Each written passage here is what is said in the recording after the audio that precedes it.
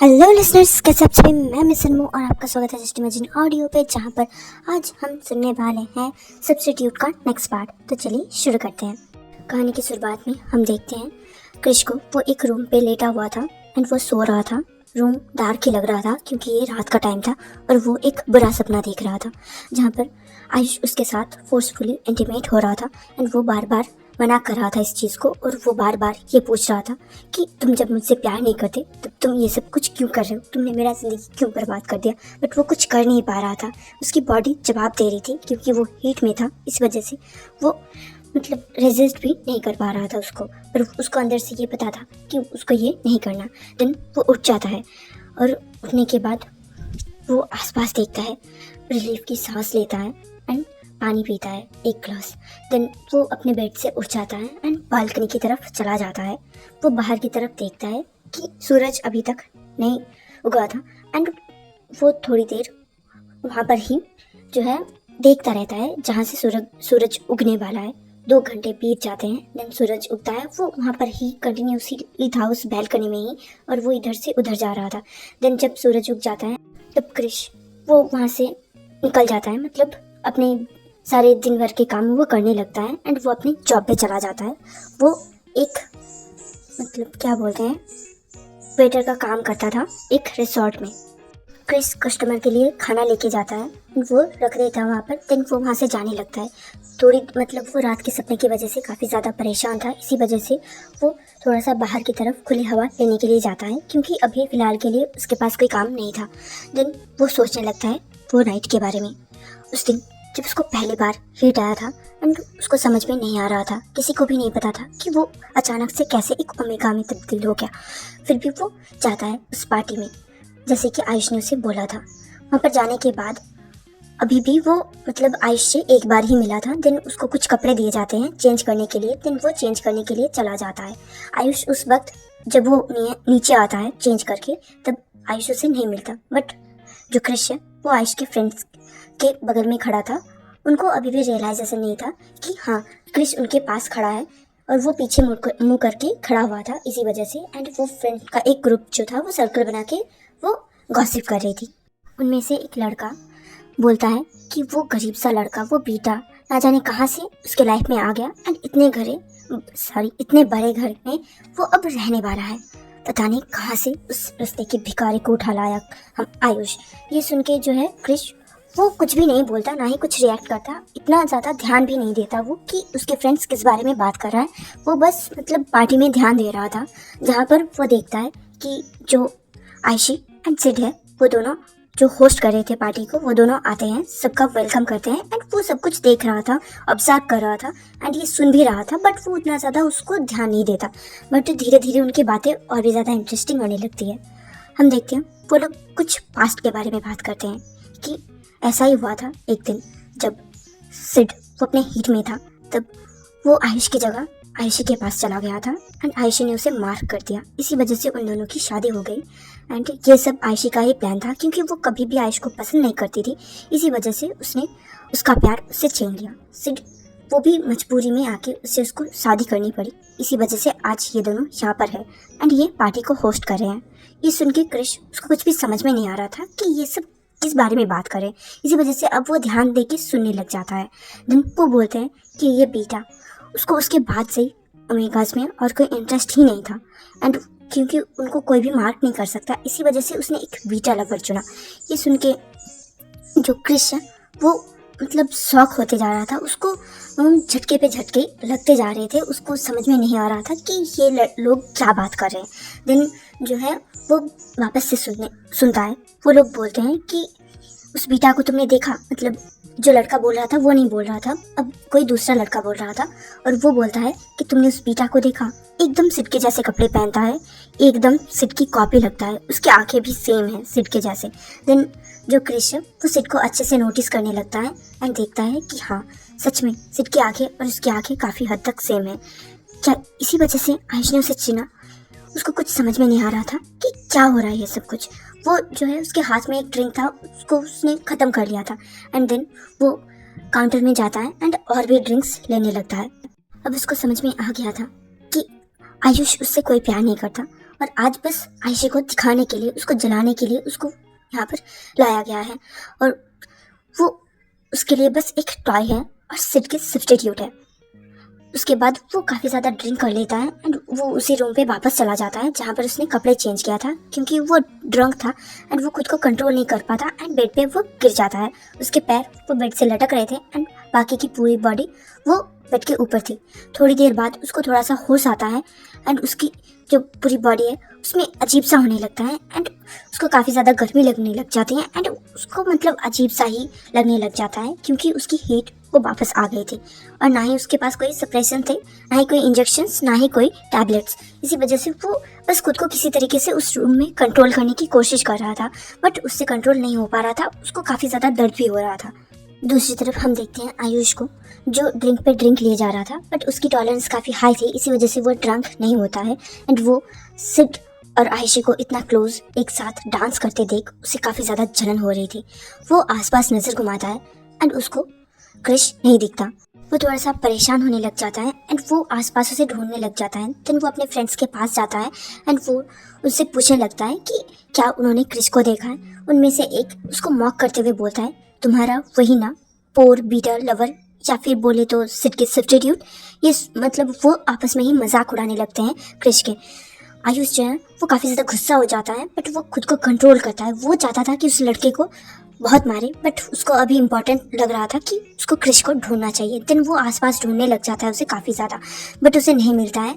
वो उसके बाद अचानक से उसकी बॉडी भी अजीब से रिएक्ट करने लग जाता है एंड वो जो है सीढ़ी के पास आया ही था, वो वहाँ पर उसको पकड़ के जो है वो नीचे गिर जाता है एंड वो अच्छे से खड़ा नहीं हो पा रहा था। उसको अपनी बॉडी पे जलन महसूस होने लग गई थी एंड उसको पता था कि ये और कुछ नहीं, उसका ब्लड आ चुका है। इसी वजह से वो सबका काम छोड़ के, क्रिश को ढूंढना छोड़ के वो अपने कमरे की तरफ भागता है जहाँ पर हमारा क्रिश वो भी तड़प रहा था। किसी तरीके से वो अपने कमरे के पास पहुँचता है एंड बाहर भी थोड़ा थोड़ा जो है फेरोमोन्स उसका स्मेल आ रहा था, जिस वजह से वो काफ़ी ज़्यादा इफेक्ट हो रहा था आयुष के ऊपर। वो एक जानवर जैसा अंदर घुसता है एंड वो क्रिश को ऐसे देख के उसके ऊपर जैसे झपट्टा मार देता है। क्रिश ये सब कुछ चीज़ें नोटिस करते हुए वो मना कर रहा था, वो खुद को छोड़ देने के लिए बोल रहा था। वो बेग कर रहा था कि जब तुम मुझसे प्यार नहीं करते तो मेरे क्लोज मत आओ। भले ही उन दोनों के बीच बहुत बार इंटीमेसी हुई है, बट ये इस बार कुछ अलग सा ही था। दोनों के अंदर डिज़ायर्स भरी भरी थी और आयुष एक जानवर के जैसा बन गया था और क्रिश ये नहीं चाहता था। खुद को फोर्स कर रहा था वो उससे दूर जाने के लिए, बट कर नहीं पा रहा था। उसकी बॉडी और उसका दिमाग दोनों ही काम नहीं कर रहा था, बट उसको पता था कि उसको ये नहीं करना है। उसको जवाब चाहिए कि ये सब कुछ क्यों हो रहा है उसके साथ, पर उसे जवाब नहीं मिलता है। पर आयुष की ये बिहेवियर देख के वो मतलब आज उसे रियलाइज़ हो रहा था कि इतने दिनों से वो बस इस टॉर्चर को सह जा रहा था प्यार के नाम पे। आज जब वो पट्टी उसने खोला तब उसको असली हैवान नजर आ गया था एंड उसने मन ही मन ये डिसाइड कर लिया था कि उसको इस चीज़ से आज़ादी चाहिए। अब उसे जवाब नहीं चाहिए था, उसको बस ये सब कुछ छोड़ के जाना था। वो करने देता है आयुष को जो कुछ भी उसको करना था। आयुष को भी कुछ समझ में नहीं आ रहा था कि क्या हो रहा है। वो मतलब कॉन्शियस ही नहीं था, वो अपने पूरे के पूरे ब्लड के कंट्रोल में था एंड उसको नहीं पता था कि उसके आगे कौन है कौन नहीं। नीचे कोई भी उसको नोटिस तक नहीं करता, क्योंकि वो घर का एक अनलव चाइल्ड की तरह था। उसको कोई भी प्यार नहीं करता था। इसी वजह से वो रहे ना रहे उनमें से किसी को भी फर्क नहीं पड़ता। उसके दोस्त भी उसका मजाक उड़ा रहे थे। इसी वजह से उनको लगता है कि वो यहाँ से चला गया होगा गुस्सा होके। रात बीत जाती है। जब सुबह होती है उन दोनों ही बेहोश पड़े थे। जो क्रिश था वो उठता है, उसकी बॉडी पे काफ़ी ज़्यादा पेन हो रहा था एंड पूरे बॉडी जो बाइट के निशान से वो भर चुके थे। देन वो रात को याद करता है जहाँ पर उन दोनों ने एक दूसरे के साथ नॉट भी किया था एंड एक दूसरे को उन दोनों ने मार्क भी कर दिया था। वो निक के पास अपना हाथ लेके जाता है एंड वो मार्क को देखता है मिरर में एंड उसकी अपनी पूरे बॉडी पे भी वो देखता है कि बहुत सारे हेकीज के निशान हैं जो जिसमें से खून निकलने के बाद वो सूख चुके थे। देन वो किसी तरीके से खड़ा होता है एंड शावर लेता है और वहाँ से निकल जाता है। उसके बाद 3 महीने बीत जाता है और कॉन्स्टेंटली क्रिश को उसके मतलब उस रात के सपने आते थे एंड वो उसे डरा जाते थे, हॉन्ट करते थे। और वो अब अकेला रह रहा था। एक रिसोर्ट पे वो काम करता था और रेंट पे वो एक घर पे रहता था, उस जगह से काफ़ी दूर। प्रेजेंट में हम देखते हैं क्रिश को, वो बाहर खड़ा हुआ था। देन उसको जो है वापस से जाना पड़ा क्योंकि उसका काम था। देन वो काम करने लग जाता है। देन वो घर जाता है। घर जाने के बाद वो जो है अपना मेडिसिन वगैरह लेता है। देन सो जाता है, मतलब लेट जाता है बेड पे। देन वो याद करता है 2 महीने पहले की बात। उसे काफ़ी ज़्यादा उल्टियाँ होने लगी थी एंड उसे पता चला था कि वो प्रेग्नेंट है। और अभी इसको 2 महीने हो चुके थे एंड अभी उसका पेट नहीं निकला था, इसी वजह से किसी को पता भी नहीं चला था एंड वो अपना काम अच्छे से कर पा रहा था। बट नेक्स्ट मंथ उसको किसी भी तरीके से खुद को छुपाना है इस दुनिया से। अभी भी उसकी आइडेंटिटी एक बीटा की ही थी पूरे दुनिया के लिए। किसी को भी नहीं पता था कि वो एक ओमेगा है उस डॉक्टर के अलावा। इस बर्ड्स में जो है ओमेगा 3 मंथ्स के लिए प्रेग्नेंट रहती है। पहले 2 मंथ पे बेबी बम्प नहीं दिखता है एंड तीसरे मंथ पे दिखता है एंड बेबी पैदा भी हो जाता है। तो थोड़ी थोड़ी उसकी टमी जो है शो करने लग गई थी। वो अपना शर्ट ऊपर उठाता है एंड वो बैठता है। देन वो अपने टमी पे हाथ फिराता है एंड अपने बेबी से ही बात करने लग जाता है। अब वो अकेला नहीं था, उसके साथ उसकी बेबी थी, इसी वजह से उसको जीने की हिम्मत मिली थी एंड उसको सब कुछ करना था, खुद से करना था, अपने बच्चे के लिए करना था एंड उसको आयुष के बारे में फिर से नहीं सुनना था, मतलब उसके बारे में नहीं जानना था, उसके बारे में फिक्र भी नहीं करनी थी। दूसरी तरफ हम देखते हैं आयुष को। उस दिन उसका जो रट है वो ख़त्म नहीं हुआ था। क्रिश वहाँ से चला आया था, उसका हीट ख़त्म हो गया था। बट आयुष खुद को लॉक कर लेता है अपने रूम में, उसी में, एंड वो 2-3 दिन तक वहीं पर बिताता है। भले उसको यह याद नहीं था कि कौन था उसके साथ, क्योंकि वो पूरी की पूरी अपने रट के बस में था एंड वही उसको कंट्रोल कर रहा था इसी वजह से। बट उसको ये याद रहता है कि उसने उसको मार किया था, मतलब उस ओमेगा ने आयुष को मार किया था। बट ये उसको याद नहीं रहता है कि उसने भी उसको मार कर दिया था एंड उन दोनों के बीच नॉटिंग भी हुई थी। 3 दिन बीत जाने के बाद जब वो अपने घर के लिए निकला एंड वो सब कुछ एक्सप्लेन करना चाहता था क्रिश को कि ऐसा कुछ भी नहीं है एंड वो भले ही पहले उसको सिर्फ उसके आंखों के लिए सिर्फ की सब्स्टिट्यूट बना के लेके आया था, बट वो अब उससे प्यार करने लग गया था। वो किसी तरीके से अपने घर पे पहुंचता है एंड देखता है कि क्रिश वो नहीं आया है। वो हाउस हेल्पर से पूछता है कि वो नहीं आया, मतलब वो कहाँ पर है। देन वो सभी लोग हैरानी निगाहों से उसको देखने लगते हैं एंड पूछते हैं कि आपके साथ ही तो गए थे।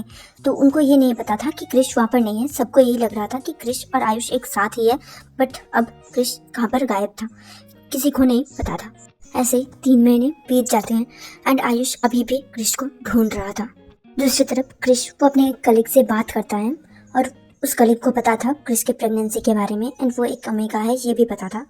वो कलीग जो है उसकी एक बेटी थी एंड वो एक बेटा था एंड उसकी वाइफ की डेथ हो चुकी है।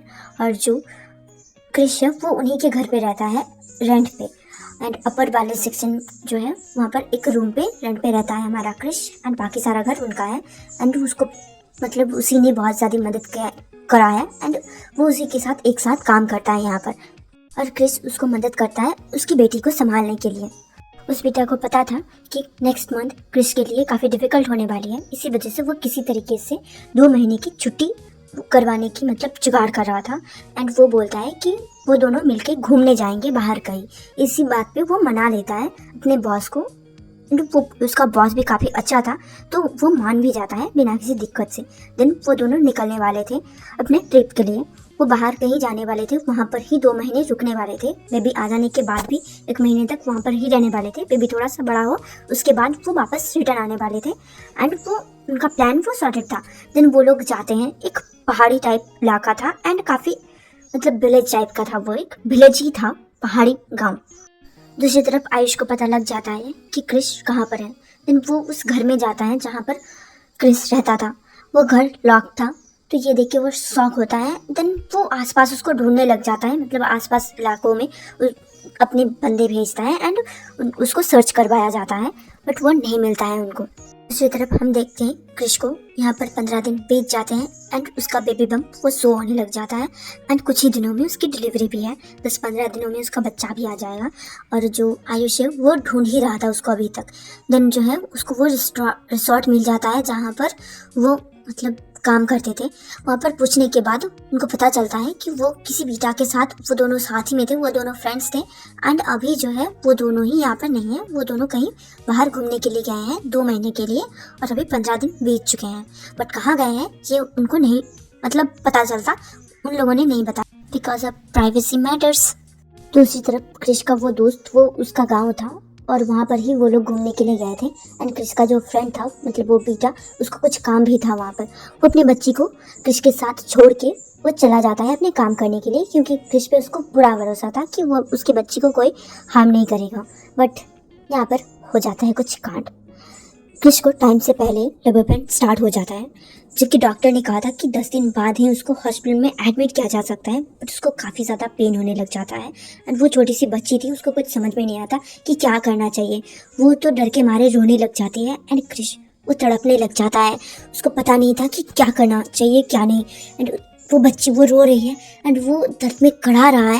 एंड वो बोल रहा है कि चुप हो जा बच्चा, चुप हो जा। उसको शांत करवाने की कोशिश कर रहा था वो। उसको लग रहा था कि ये पेन थोड़ी देर के लिए ही है एंड देन वो ठीक हो जाएगा। बट वो मतलब वो गिर गया था, वो लेट गया था एंड वो जो है उठ नहीं पा रहा था, इतना ज़्यादा उसको पेन स्टार्ट हो गया था। अब उसका वाटर ब्रोक भी हो जाता है, इस वजह से वो काफ़ी ज़्यादा टेंस होने लग जाता है। वो बच्ची वो देख के जो है वो मतलब रुक नहीं पाती है एंड वो अपनी आंखों को बंद करके वो रोने लग जाती है। एंड कृष्ण अंकल ऐसे चिल्लाने लग जाती है ताकि कोई उसको बचा ले। बट ये काफ़ी खाली इलाका था, यहाँ पर आसपास कोई भी नहीं था। पर वो आदमी जो है वो टाइम पे आ जाता है एंड ये देख के कि बच्चे का तो सर थोड़ा सा बाहर भी निकल गया है, इतना ज़्यादा जो है टाइम बीत चुका था। वो आदमी आता है एंड वो किसी तरीके से इस चीज़ को मैनेज करने की कोशिश करता है एंड खुद से ही जो है यूट्यूब से वीडियो देख के वो बच्चे की डिलीवरी करवाने की कोशिश कर रहा था कि कैसे हो सकता है। बट वो जैसे तैसे वो कर लेता है। बट काफ़ी ज़्यादा ब्लीडिंग हो रही थी क्रिश को और वो ब्लीडिंग रुकने का नाम ही नहीं ले रही थी। उसको हॉस्पिटल में एडमिट किया जाता है क्योंकि ये एक गांव की इलाका था, इसी वजह से यहाँ पर जो है अच्छे फैसिलिटीज़ भी नहीं थे। तो वो ब्लीडिंग रोकने के लिए उनको वापस से शहर जाना पड़ता। और क्योंकि उस आदमी का काम अभी तक नहीं हुआ था तो उसको समझ में नहीं आ रहा था कि उसको क्या करना चाहिए क्या नहीं। इसी वजह से क्रिश को मतलब वो उस काम को छोड़ के क्रिश के लिए वापस से शहर आता है एंड उसको रेफ़र कर दिया जाता है शहर के किसी अच्छे हॉस्पिटल में। वहाँ पर उसका इलाज होने लगता है। वो हॉस्पिटल किसी और का नहीं, हमारे आयुष की फैमिली का ही था। अभी बच्चे को पैदा हुए 10 दिन हो गए थे बट क्रिश की तबीयत में कोई सुधार नहीं आई थी और वो मतलब कोमा में ही चला गया था और बच्चे को आइसोलेशन में रखा गया था क्योंकि वो टाइम से पहले पैदा हुआ था तो थोड़ी दिन के लिए उसको ऑब्जर्वेशन में रखना पड़ता। याद रखना, आयुष के उस बीटा फ्रेंड को कुछ भी नहीं पता था, क्रिश के उस बीटा फ्रेंड को उसके बारे में कुछ भी नहीं पता था कि कौन है, कहाँ से आया है एंड कौन है इस बच्चे का बाप। और जो क्रिश है जिसको सब कुछ पता था वो वहाँ पर बेहोश पड़ा हुआ था, उसको होश ही नहीं आया था। अभी जो है वहाँ पर एक दिन विजिट करने के लिए आयुष आता है। दिन वो सारे पेशेंट्स को भी देखने के लिए जाता है और जो गरीब पेशेंट्स थे जिनके पास पैसे नहीं होते थे उनका भी वो हेल्प करना चाहता था ताकि उसको कुछ ब्लेसिंग्स मिले उनसे एंड जो क्रिश है वो उसको वापस मिल जाए जो कि उसको पिछले 4 महीने से नहीं मिल रहा था। तो वो डोनेट करता है, उन सबका इलाज का पैसा वो खुद भरता है एंड जो है वो उनको देखने के लिए जाता है। वहाँ पर ही उसको क्रिश भी दिख जाता है। वो एक बेड पे लेटा हुआ था एंड वो अनकॉन्शियस था। उसका बेबी भी वो आइसोलेशन में था क्योंकि उसको अच्छे खासे पैसे मिल गए थे तो हाँ वो सरवाइव कर गया था बच्चा। बट क्रिश उसके लिए काफ़ी डिफिकल्ट था सरवाइव करना। अभी तक कोई श्योरिटी नहीं थी कि वो सरवाइव कर भी पाएगा या फिर नहीं। फर्स्ट ऑफ ऑल जो बेबी है वो जल्दी पैदा हो गया। देन वो एक ऐसे कंडीशन में पैदा हुआ था जहाँ पर कोई मेडिकल प्रिकॉशंस भी नहीं थे और वहाँ पर भर्ती भी उसको ऐसे हॉस्पिटल में किया गया था जहाँ पर भी अच्छी फैसिलिटीज़ नहीं थी। यहाँ पर वो काफ़ी बाद में आ पहुँचा था, इसी वजह से मतलब वो काफ़ी ज़्यादा डेंजर में था। उसको बचाना भी लगभग इम्पॉसिबल था। उन गरीब लोगों की दुआ उससे मिल गई थी, इसी वजह से वो क्रिश को देख भी लेता है, उसे मिल भी जाता है। वो उसके पास जो है जाता है। वो काफ़ी शौक था कि इस कंडीशन में कैसे है और कौन है इसके साथ, मतलब उसके साथ क्या हुआ है उसको कुछ भी नहीं पता था। बट उसने बहुत सारे पाप भी करे थे अपने पास्ट में, इसी वजह से शायद से कृष्ण से मिला भी तो। बट ऐसी कंडीशन में वो जो है उसके करीब जाता है, उसके फेस को पकड़ता है एंड वो उसे उठाने की कोशिश करता है और बोलता है कृष्ण उठ जाओ, क्या हुआ है तुम्हें, कौन है यहाँ पर तुम्हारे साथ, किसके साथ यहाँ पर आए हो, क्या हुआ है तुम्हारे साथ। उसको कुछ भी समझ में नहीं आ रहा था। वो बार बार उस बेहोश इंसान से पूछे जा रहा था कि क्या हुआ है क्या हुआ है। बट थोड़ा सा प्रोग्रेस साइड से दिख रहा था, इसी वजह से उसको होश आ जाता है। आज ही आना था उसको होश। अभी कोई डॉक्टर भी वहाँ पर नहीं था, वहाँ पर सिर्फ आयुष था। वो बस उन पेशेंट्स को देखने आया था कि वो पेशेंट्स कैसे हैं। तो डॉक्टर हर वक्त वहाँ पर रहे, वो तो मतलब मैंडेटरी नहीं है ना। तो वो पास में बैठता है एंड क्रिश वो अपनी नजरें मिलाता है आयुष के साथ। इतने दिनों बाद उसको देख के जो है क्रिश वो अपने आंसू संभाल नहीं पाते, उसके आंखों से आंसू आने लग जाते हैं और वो अपना आसपास देखता है एंड वो बोलता है कि मैं यहाँ पर कैसे आया। देन वो जो है अपने नीचे देखता है, मतलब अपने पेट में, कि वो जो है बेबी वो बर्थ हो चुकी है। देन वो आयुष की तरफ देखता है एंड बोलता है क्या हुआ मुझे, मैं यहाँ पर क्या कर रहा हूँ एंड वो कहाँ पर है। ये सुन के जो आयुष है वो थोड़ा सा जलसी के मारे बोलता है वो कौन, और तुम, मैं भी तो यही पूछ रहा हूँ कि तुम यहाँ पर कैसे आए हो, क्या हुआ है तुम्हें। देन ये सुन के क्रिश बोलता है क्या हुआ है मुझे, इसका मतलब क्या है, तुम यहाँ पर हो एंड मैं यहाँ पर लेटा हुआ हूँ, तुमको दिख नहीं रहा, पर तुम मेरे आंखों के सामने कैसे आ गए, मैं तुमसे इतना दूर आ गया था तो तुम वापस से क्यों आ गए मेरे लाइफ में। देन वो अपने फ्रेंड को बुलाने लगता है उसके नाम से। देन वो जो है कोई भी नहीं आता क्योंकि वो फिलहाल के लिए वहाँ पर नहीं था, उसका जो बेबी था उसको मतलब छोड़ गया था उन्होंने, क्या बोलते हैं उनको, क्या बोलते हैं उसको, छुट्टी मिल गई थी, याद नहीं आ रहा हिंदी इंग्लिश कुछ भी, इतने दिनों से बोली नहीं ना, तो मतलब पता नहीं क्यों मेरा एक्सेंट दिन ब दिन बिहारी हो जैसा होता जा रहा है। बहुत सारे फ्रेंड बना लिए मैंने बिहारी, ऐसा नहीं होना चाहिए, मेरा एक्सेंट सेम पहले जैसा क्यों नहीं हो रहा है, हो गया वापस से। चलो कहानी को कंटिन्यू करते हैं, जहाँ पर हमारा आयुष वो बोलता है तुम मुझे छोड़ के क्यों गए थे। जो क्रिश वो अपना मुंह फेर लेता है एंड बोलता है वो अपने गिरेबान में झाँक कर देख लो, खुद पता चल जाएगा कि मैं क्यों छोड़ के गया था तुम्हें। देन ये सुन के जो आयुष है वो बोलता है मुझे पता है मुझे उस ओमेगा के साथ नहीं जाना चाहिए था, बट मैं रट में था, मुझे कुछ भी समझ में नहीं आ रहा था कि मुझे क्या करना चाहिए क्या नहीं, मैं अपनी खुद के कंट्रोल में नहीं था और उसके लिए मैं तुमसे माफ़ी मांगने आ रहा था, बट तुम तो गायब ही थे, तुम उस दिन से घर भी वापस नहीं गए, कहाँ पर थे तुम उस छोटे से घर में। मैं वहाँ पर भी गया था बट तुम वहाँ पर नहीं थे, तुम जहाँ पर काम करते थे वहाँ पर मुझे पता चला कि तुम कहीं बाहर घूमने गए हो और आज तुम मुझे ऐसे मिले हो, तो तुम्हें हुआ क्या है। क्रिश किसी भी चीज़ का जवाब नहीं देता एंड वो वापस से अनकॉन्शियस हो जाता है क्योंकि उसके पास बिल्कुल भी एनर्जी नहीं था।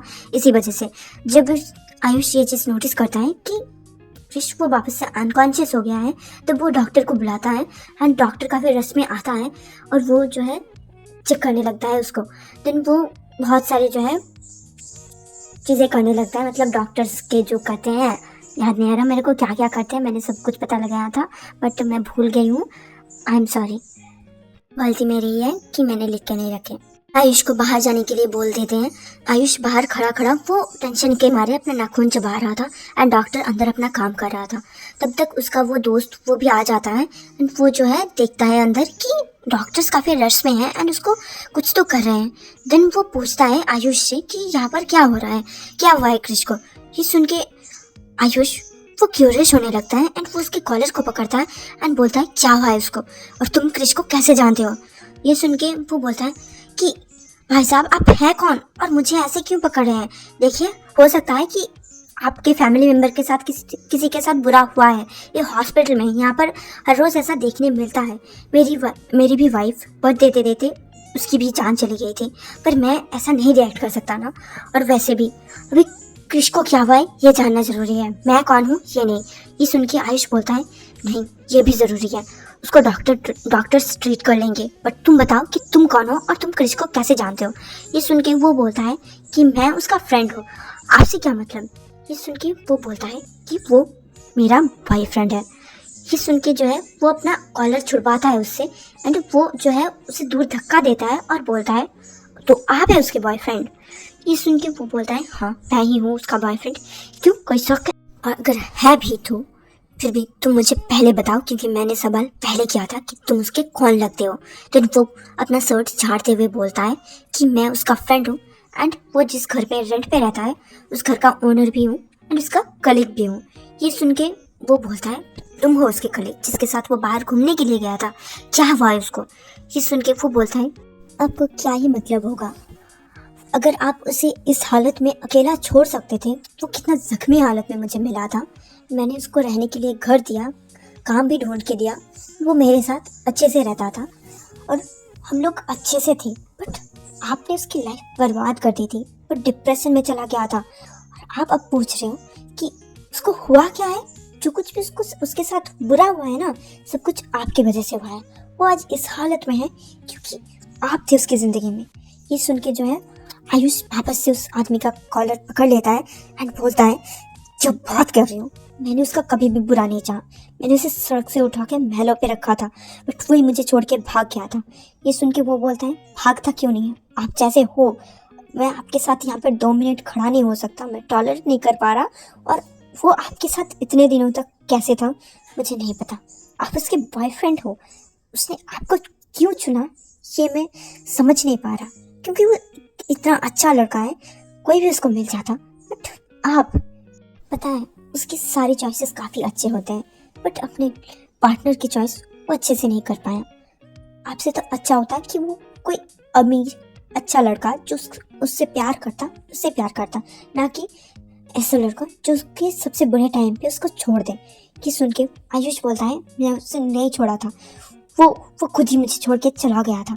ये सुन के वो आदमी बोलता है, मुझे नहीं पता, मैंने उससे कभी नहीं पूछा कि वो आपको छोड़ के क्यों आया, बट मुझे ये तो पता था कि उसके लाइफ में कोई था और वो आप थे, मुझे नहीं पता था। और कैसे थे नहीं थे वो भी मुझे नहीं पता, वो आपको क्रिश से ही पूछना पड़ेगा। और उसको जो कुछ भी हुआ है उसकी वजह आप है। देन उसको जो है आयुष के नेक पे वो बाइट मार्क दिखता है। देन वो उसको टच करता है और बोलता है, अगर उसे कुछ हो गया तो ये बाइट मार्क भी ये भी डिसेबल हो जाएगा और आप किसी से मार्क भी नहीं रहेंगे। देन जो है वो बैठ जाता है वहाँ पर जहाँ पर सीट्स लगे हुए थे। देन आयुष वो सोचने लगता है कि क्रिश वो तो एक बीटा है, ये मार्क से उसका क्या संबंध। और आज उसे याद आता है कि उस दिन एक ओमेगा भी थी उसकी लाइफ में, बट कौन था वो उसे नहीं पता और ना ही उसने कभी उसको ढूंढने की कोशिश करी।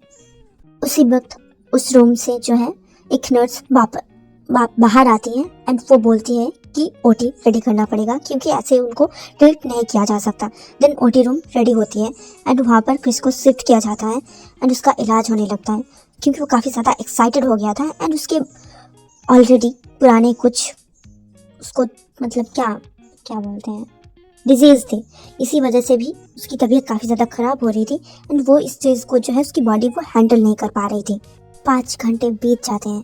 इस वक्त जो बेटा फ्रेंड था क्रिस का वो घर चला जाता है क्योंकि बेबी को इतनी देर तक वो केयरटेकर के हाथ में नहीं रख सकता था इसी वजह से। बट आयुष वो वहाँ पर ही रहता है एंड उसको नहीं पता कि उसका वो फ्रेंड जो उसके लिए इतना फिक्र कर रहा था वो अचानक से कहाँ चला गया। बट वो उससे पूछना भी ज़रूरी नहीं समझता, बट उसके अंदर क्या चल रहा था उसी को पता था कि ऐसे उसको मिला तो मिला, मतलब क्रिस उसको मिला तो मिला, बट ऐसे हालत में जहाँ पर उसको नहीं पता कि वो उसके पास वापस भी आएगा या फिर नहीं। देन थोड़ी देर बाद डॉक्टर्स बाहर आते हैं। डॉक्टर जो है उनके चेहरे के एक्सप्रेशन से कुछ भी समझा नहीं जा सकता था कि एक्चुअली में हुआ क्या। क्रिस रस में जाता है उनके पास। देन वो पूछता है कि क्या हुआ है। देन जो है वो डॉक्टर वो बोलते हैं कि हमें नहीं पता, अभी तो ऑपरेशन सक्सेसफुल ही है बट हमें नहीं लगता कि उनको बचाया जा सकता है। ये सुन के आयुष बोलता है कि क्या मतलब है आपका। ये सुन के वो बोलता है कि उसके पुराने बहुत से डिजीज़ हैं जो क्योर नहीं हुए टाइम पे, और ऊपर से इतना हैवी ब्लीडिंग और बिना किसी मेडिकल कंडीशन में इतने दिन तक रहना उनके सर्वाइवल के चांसेस को काफ़ी कम कर देते हैं। जो डिजीज़ उनको मतलब उसके बॉडी को जकड़ चुकी है ऑलरेडी, एंड ये प्रेगनेंसी उसके लिए और भी ज़्यादा जो था वो रस था, मतलब ऐसा उसके साथ नहीं होना चाहिए था। उसकी उस डिजीज़ की वजह से वो काफ़ी दिनों तक एक बीटा की तरह रहा। बट जब उसे पता चला कि वो एक ओमेगा है, मे बी उसको अपने ओमेगा होने के 2-3 साल बाद पता चला था, और अभी उसकी प्रेगनेंसी की वजह से वो सारे डिजीज़ ट्रिगर कर गए हैं काफ़ी ज़्यादा, और ऊपर से उसको मेडिकल भी अच्छे से नहीं मिला प्रिकॉशंस जब वो गांव के हॉस्पिटल में था। आयुष को कुछ भी समझ में नहीं आता। देन जो है वो उसका जो बेटा फ्रेंड था वो बच्चे को साथ ही में लेके आ जाता है क्योंकि वो नहीं रख सकता था इतनी देर तक अपने बच्चे को अपने माँ से दूर, इसी वजह से वो लेके आता है एंड उसी वक्त वो सब कुछ सुन रहा होता है। ये सब कुछ ये सुन के जो है आयुष वो उसका समझ में नहीं आ रहा कि उसके साथ हुआ क्या है एंड ये सब कुछ क्या है। एंड यहाँ पर ही ये स्टोरी ख़त्म होती है। आई होप आपको पसंद आई होगी। अगर पसंद आई ज़रूर से लाइक करना एंड चैनल को सब्सक्राइब करना बिल्कुल भी मत भूलना ऐसी अच्छी अच्छी स्टोरीज सुनने के लिए। Thank you for watching. Bye bye.